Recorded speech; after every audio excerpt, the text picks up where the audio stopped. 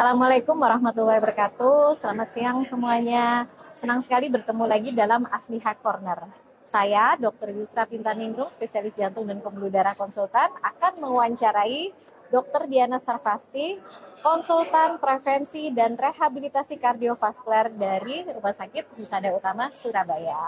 Dr. Diana, apa kabar? Baik, alhamdulillah. Senang sekali, baru dari airport langsung ke sini hanya iya. untuk Asmiha Corner Iya ya. dong. Jadi topik kita kali ini adalah olahraga pada pasien pasca serangan jantung. Itu seringkali ditanyakan pada pasien-pasien. Nah, mumpung ada ahlinya, kita mau benar-benar ingin secara mendalam gimana, kapan kira-kira kalau misalnya pasien serangan jantung mulai kapan untuk berolahraga, Dokter Diana? Mungkin bisa dijelaskan.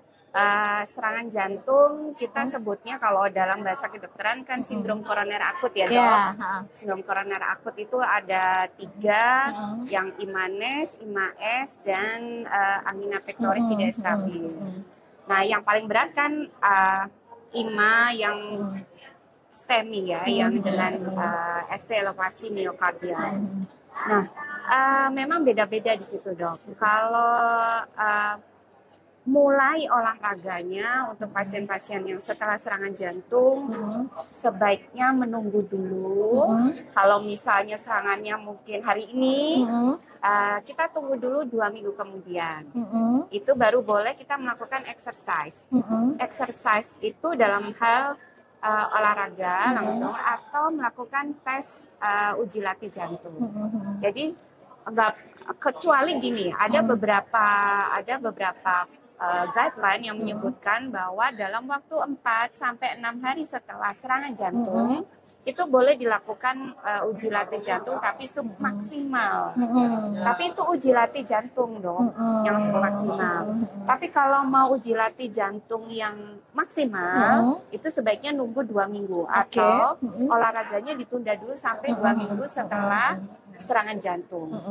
Dan sebaiknya jenis olahraganya mungkin nggak langsung ucuk-ucuk yang berat ya dok. Kita biasanya dites dulu, kita uji latih jantung itu tadi untuk melihat kemampuan pasien, ditinjau dari apakah masih ada iskemik, ataukah lihat kebugarannya, ataukah ada keluhan atau aritmia pada waktu dilakukan uji latih jantung itu. Jadi prinsipnya masyarakat yang baru mengalami serangan jantung berupa sindrom koroner akut, entah itu IMA, IMANES, IMAS, atau APTS, sebaiknya sebelum olahraga atau latihan fisik, sebaiknya ke dokter dulu, tanya, kemudian uji latih jantung dulu untuk mengetahui kemampuannya, baru nanti olahraga dok. Prinsipnya gitu. Oke, berarti ini kasus yang pasien serangan jantung atau ACS pasca reperfusi ya dok ya? Ini beda. Itu kalau reperfusi nggak? Sudah reperfusi, kalau sudah reperfusi artinya reperfusi artinya PCI ya dok ya? PCI tindakan perkutan primer atau sudah pasang ring misalnya, itu juga kita tunggu dulu dari titik pasang ring itu 2 minggu. Titik pasang ring itu 2 minggu. Baru bisa dilakukan treadmill atau baru boleh olahraga tapi yang olahraga yang ringan. Nah, tapi treadmill itu kan sebagai landasan kita ya. Sebaiknya dilakukan itu karena mungkin masyarakat masyarakat awam mungkin merasa olahraga itu baik. Ya memang olahraga itu baik dan exercise is medicine. Olahraga adalah obat. Tapi tentu kondisinya akan sudah berbeda dengan masyarakat yang belum mengalami serangan jantung. Jadi ketika sudah serangan jantung itu memang harus ada step by stepnya dulu, jangan buru-buru.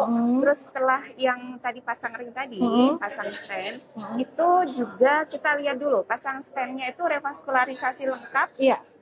Atau masih ada, kadang kan kita masih ada staging. Nanti dipasang lagi deh, nanti bulan depan atau kapan gitu ya. Itu juga akan beda.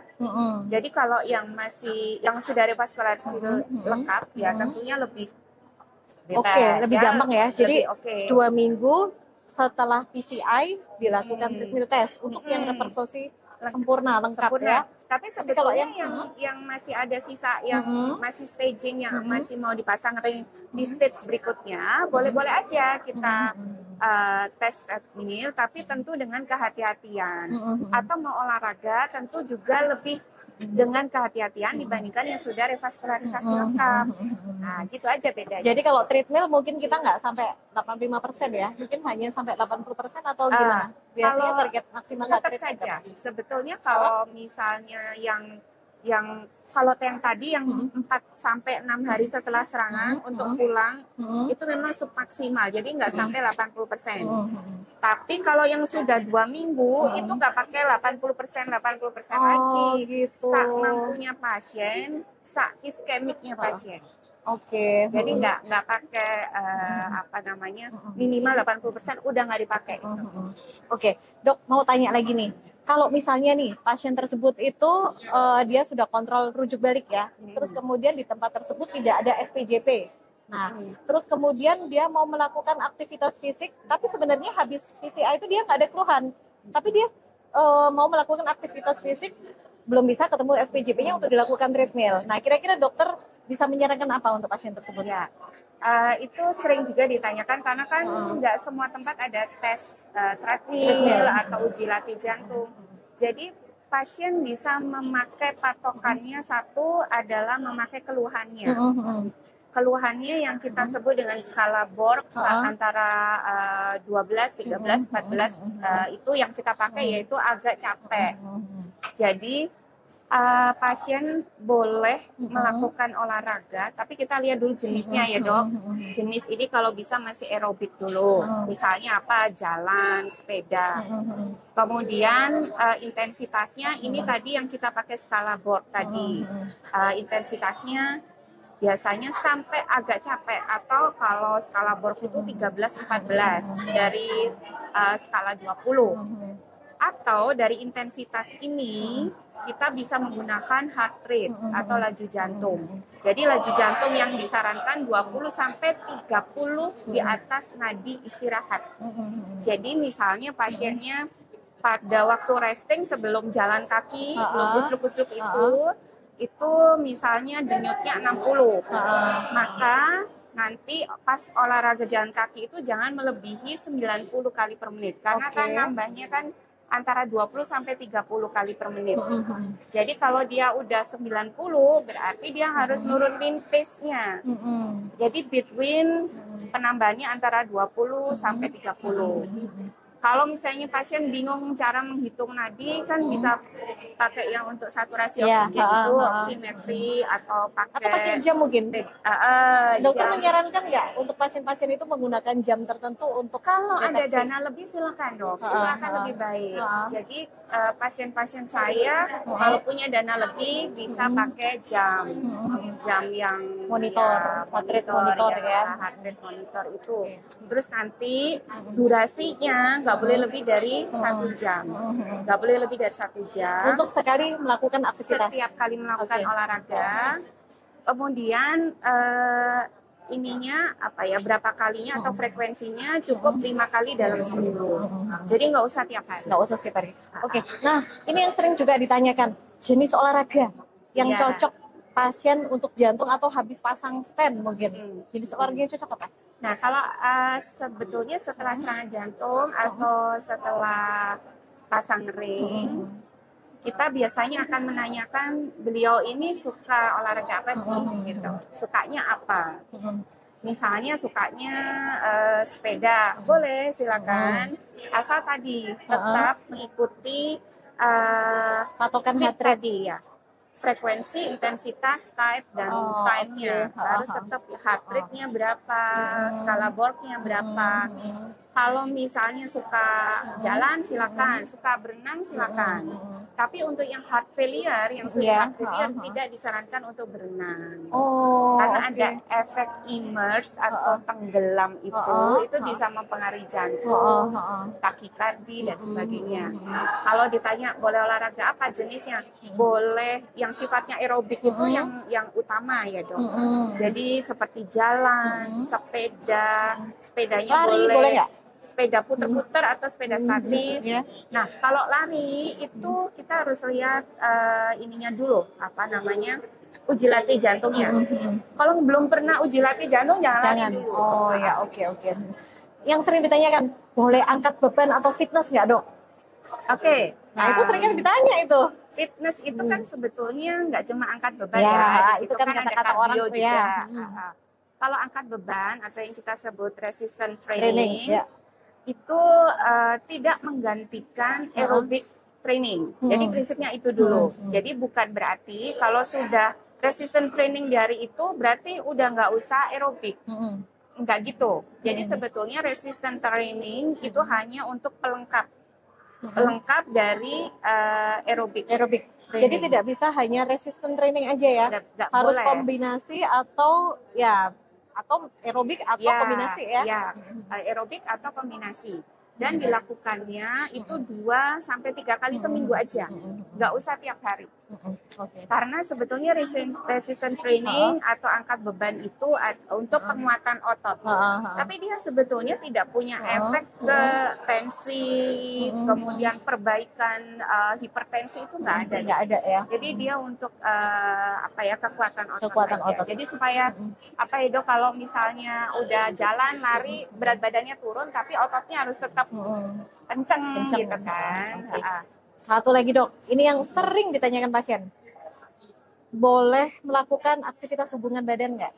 Atau aktivitas seksual? Aktivitas seksual pasca serangan jantung. Serangan jantung, ya. Gimana? Boleh saja, Dok, ya. Ada tips triknya nggak? Nah, kalau sebetulnya kalau pasien itu sudah bisa, kalau belum tes uji latih jantung, pasien itu sudah bisa naik 2 tingkat gini. Misalnya naik tingkat 2 tangga pertama atau tingkat kedua gini tanpa ngos-ngosan, itu sebetulnya sudah boleh melakukan aktivitas. Atau tanpa nyeri dada? Ya, tanpa keluhan itu termasuk nyeri dada, sesak, ampek, itu boleh melakukan aktivitas seksual. Tetapi sebaiknya dengan pasangan resminya, Dok. Iya pasti ya. Karena beda ya, beda sensasinya beda. Kemudian dianjurkan untuk hubungan itu dilakukan kalau baru serangan jantung itu 1 bulan. 1 bulan after serangan jantung. Tapi kalau pasang ring itu 2 minggu setelah pasang ring. Jadi, tapi kalau nggak ada pasang ring atau revaskularisasi, 1 bulan setelah serangan itu baru boleh. Terus supaya nggak takut, yang biasanya yang takut kan pasangannya istrinya biasanya. Sebetulnya nggak apa-apa, nggak ada gaya-gaya tertentu, silakan saja. Posisi koitusnya terserah, mau sesuai dengan apa yang biasa dilakukan. Kemudian sebaiknya dilakukan 2 jam setelah makan besar. Jadi nggak boleh habis makan besar terus langsung gitu ya, 2 jam setelah makan besar. Dan kalau yang menggunakan pil kayak Viagra gitu, sildenafil gitu ya. Nah, itu sebaiknya tidak digunakan pada pasien-pasien yang sudah mengkonsumsi nitrat, entah itu nitrat nitrogliserin atau isosorbit nitrat. Jadi harus ada kehati-hatian, tidak boleh menggunakan sildenafil atau sejenisnya untuk kekuatan itu ya, vitalitas. Kalau pasien sedang minum nitrat atau nitrogliserin, dan itu harus dikonsultasikan lagi ke dokter. Karena apa? Karena bisa menurunkan tensi itu, Dok. Jadi kalau misalnya nih dia memang nggak mengkonsumsi sildenafil ya, atau penguat ya dalam tanda kutip.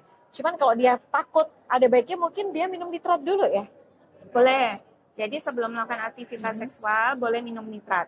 Itu kalau mau lebih aman gitu ya. Tapi sebetulnya kalau dia udah bisa naik tangga 2 kali tanpa ada keluhan, itu sebetulnya sudah aman. Sudah cukup aman ya. Karena seksual activity itu hanya memerlukan sekitar 3 sampai 4 match. Jadi nggak sampai 5 match. Nggak sampai 5 match ya. Jadi kalau misalnya dia treadmill 5 match no problem, nggak ada iskemi. Itu sudah boleh banget. Oke, senang sekali siang ini kita bisa mendapatkan pencerahan banyak dari Dokter Diana, ya, utamanya untuk pasien-pasien pasca PCI atau pasca pemasangan stent yang telah mengalami serangan jantung. Jadi intinya walaupun orang tersebut terkena serangan jantung, jangan lupa olahraga itu penting, tapi olahraga yang terukur. Dan tentunya penting sekali untuk komunikasi terlebih dahulu kepada dokter spesialis jantung pembuluh darah.